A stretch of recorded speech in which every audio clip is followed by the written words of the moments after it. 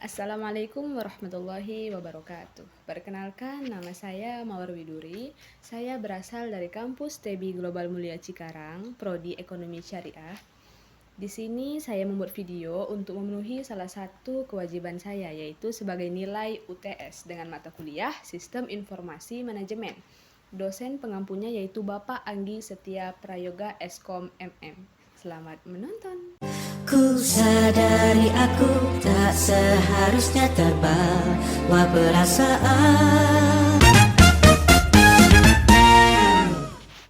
Baik teman-teman, kali ini saya akan membawakan materi tentang konsep umum dan pengembangan sistem informasi manajemen atau yang biasa disingkat dengan SIM. Oke teman-teman, kita masuk yang pertama yaitu konsep umum sistem informasi manajemen. Nah, kita harus tahu dulu nih definisi dari sistem informasi dan manajemen itu sendiri.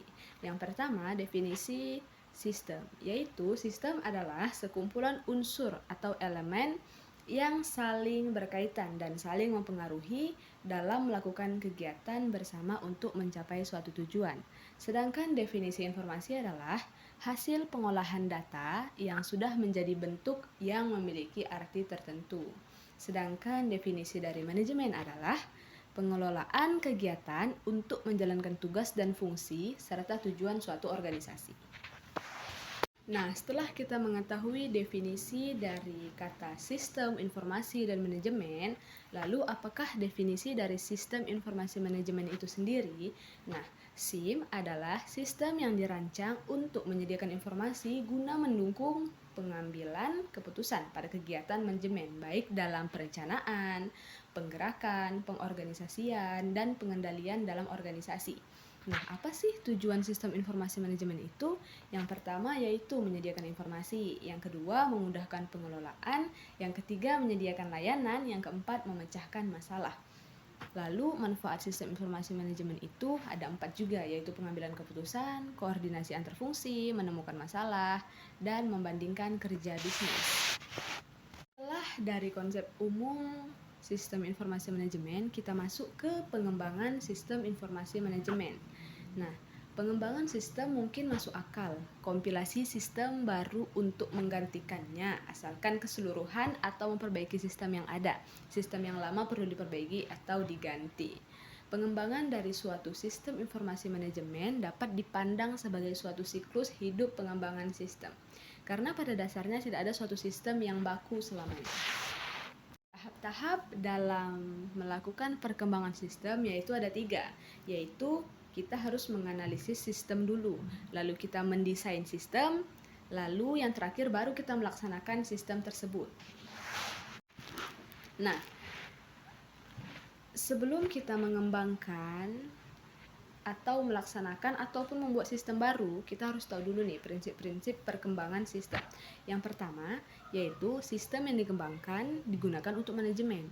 Yang kedua, sistem yang dikembangkan membutuhkan investasi modal yang besar. Karena untuk membuat sistem itu harus membutuhkan modal yang besar, tidak kecil ya teman-teman.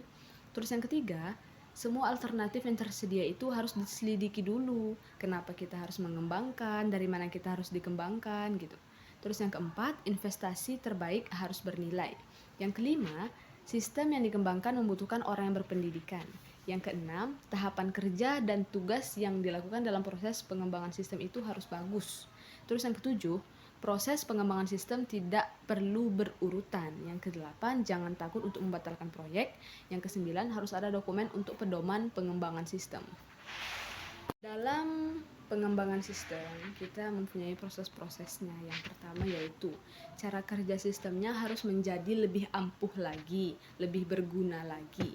Yang kedua, informasi untuk meningkatkan kualitas penyajian informasi bisa lebih ditingkatkan lagi. Yang ketiga, ekonomis. Kenaikan pendapatan atau penurunan pendapatan biaya-biaya yang timbul itu harus terkontrol. Nah, makanya yang keempat yaitu kontrol. Meningkatkan kontrol untuk mendeteksi dan mengoreksi kesalahan dan penipuan yang akan terjadi. Yang kelima, efisiensi. Dalam proses pengembangan sistem, kita harus meningkatkan efisiensi yang operasional. Nah, setelah dari tahap-tahap prinsip-prinsip dan proses pengembangan sistem, tibalah kita melaksanakan pengembangan sistemnya nih. Nah, itu ada tahap-tahap pelaksanaan sistem.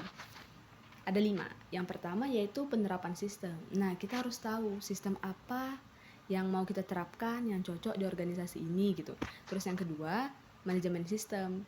Bagaimana sistem ini menyajikan data-data atau informasi yang kita butuhkan. Yang ketiga, ada evaluasi sistem. Nah, apa aja yang kurang dari sistem ini? Nah, dari situ muncullah kita ke rancangan sistem yang keempat. Dari evaluasi atau kekurangan sistem yang sebelumnya, kita rancang kembali di sini untuk menciptakan sistem yang lebih baik lagi. Dan yang kelima, yaitu analisis sistem. Setelah yang kita ketahui, rancangan sistem yang kita buat masih ada kurangnya, maka kita menganalisis lagi tuh di mana aja kurangnya, di mana kelebihannya, di mana yang harus kita tingkatkan lagi. Nah, itu yang dinamakan dengan analisis sistem. Tapi dalam pengembangan sistem, kita harus tahu juga nih faktor-faktor yang mempengaruhi pengembangan sistem. Yang pertama yaitu teknologi eksternal. Contohnya itu seperti teknologi itu sendiri maupun ilmu pengetahuan.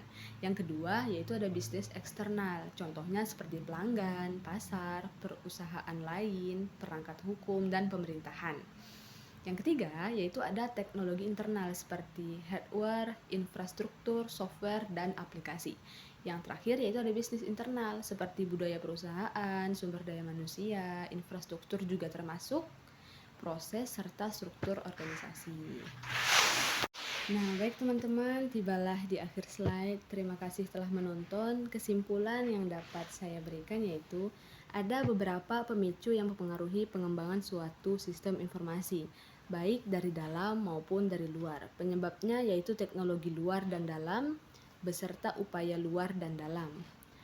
Hal lain yang menjadi penyebab yang telah disebutkan, ada pula penyebab peninjauan dalam merencanakan suatu cara. Jadi, sistem informasi itu sudah ada sejak dulu kala, namun tidak secepat seperti sekarang ini.